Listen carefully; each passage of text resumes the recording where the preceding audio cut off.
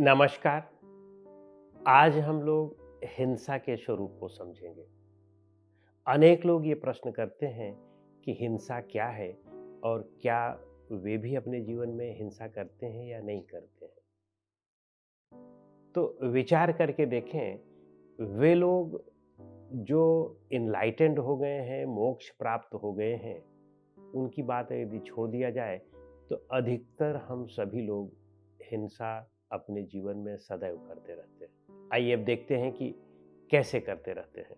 कोई भी कार्य जो कुछ भी आप करते हैं, यदि उससे आपका मन ग्लानि से भरता है, पश्चाताप से भरता है, तो यह हिंसा है।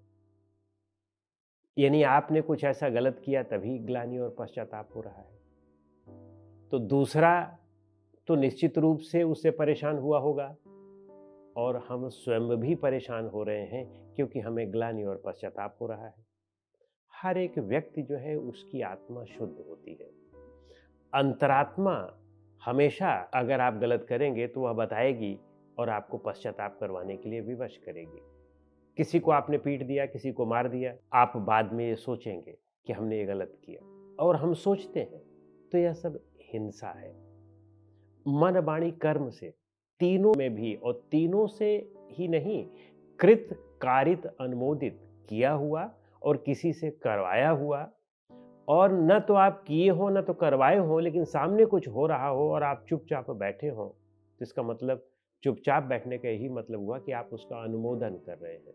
यानी आप जो है सीधे केवल बैठे हुए हैं और कुछ भी उसमें जो है आप क्रिया प्रतिक्रिया नहीं कर रहे हैं, तो इसका मतलब आप अनुमोदन कर रहे हैं और यह भी एक प्रकार की हिंसा है।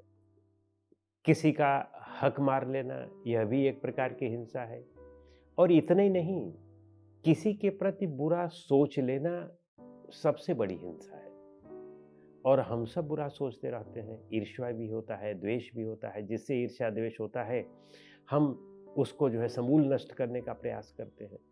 तो विचार करके देखें कि हमें जिससे ईर्ष्या है उसको हम समूल नष्ट करने का सोच रहे हैं, तो वह व्यक्ति भी तो हमारे लिए भी ऐसा सोच रहा होगा। और ये क्रिया प्रतिक्रिया चलती रहती है और अंततः एक ऐसा समय आता है कि हम हमेशा पीड़ित रहते हैं। हम स्वयं दुख नहीं चाहते हैं कि कोई हमें दुख दे, लेकिन समस्या इस बात की है कि हम दूसरों को दुख देना बंद नहीं करते हैं। अब आप नहीं चाहते हैं तो दूसरा भी तो नहीं चाहता है ना। तो हमारी समस्या यह है कि हम केवल अपने तक ही सीमित रहते हैं कि जो हम नहीं चाहते हैं बस वही सत्य है और वह हमें न मिले, और हम चाहे जो कुछ भी करते रहें।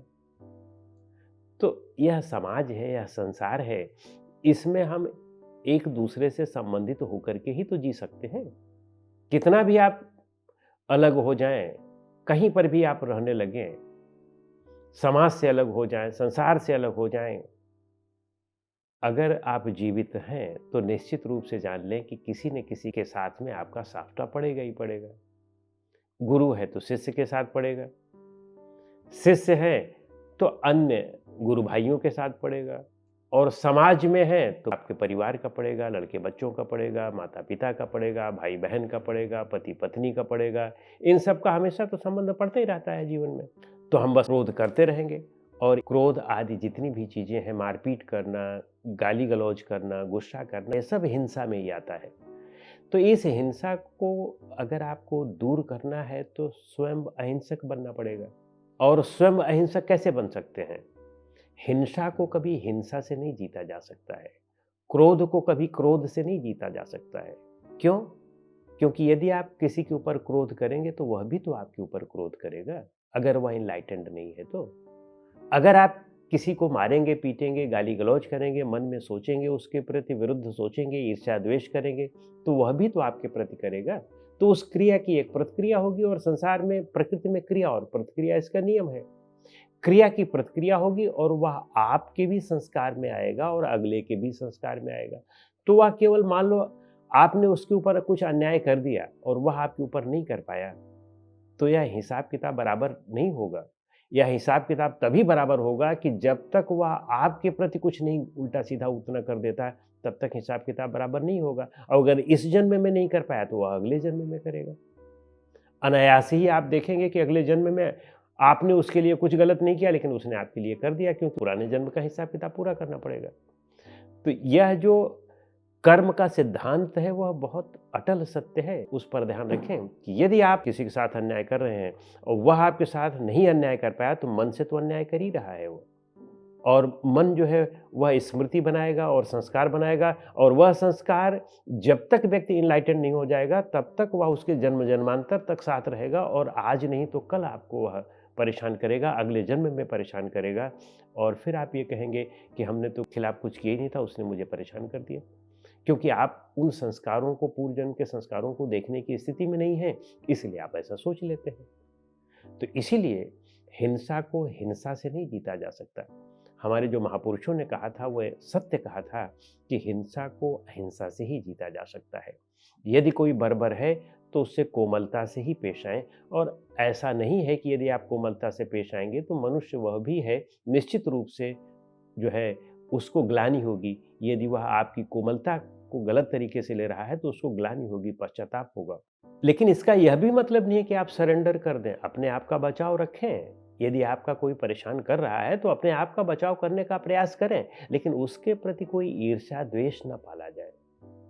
आप अपना बचाव करें, वो सारी चीज़ें करें, ये हमारा धर्म है, ये हमारा कर्तव्य है अपने आप का बचाव कर रखना। लेकिन हमने जो गलती किया हुआ है, उस गलती से बचने का बस यही तरीका है कि अब जो है वह प्रतिक्रिया के रूप में ना आए। जब आप मन में सोचते हैं तो वह प्रतिक्रिया के रूप में संचित हो जाता है, आपका एक संस्कार बन जाता है, और फिर आप कभी न कभी उसके खिलाफ गलत करेंगे या वह आपके खिलाफ गलत करेगा।